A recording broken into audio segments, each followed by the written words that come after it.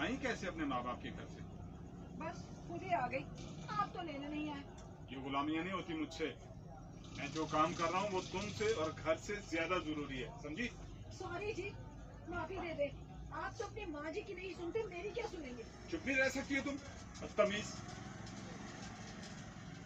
बंद करो ये ड्रामे रोने शोने वाले। अक्ल नहीं है, बंदा बाहर से आता है तो पहले पानी पूछते हैं, पाँव दबाते हैं, सर दबाते हैं, लेकिन यहाँ तो है ही कुछ नहीं। 100 काजू आर दे। आप आते ही झगड़ा करना शुरू कर देते हैं। आपने मुझसे कुछ कहा ही नहीं है तो मैं कैसे? तुम्हारे माँ बाप में अकल नहीं थी? जैसे चाहे वो वैसे चाहे तुम। मेरे माँ बाप को जाहिल कहने का आपको कोई हक नहीं पहुँचता। Shut up! जुआर दे। जुआर नहीं, अजवाइन और नमक है। जुआर नहीं, अजवाइन और नमक है। ताली मारी है, थप्पड़ नहीं मारा। पहले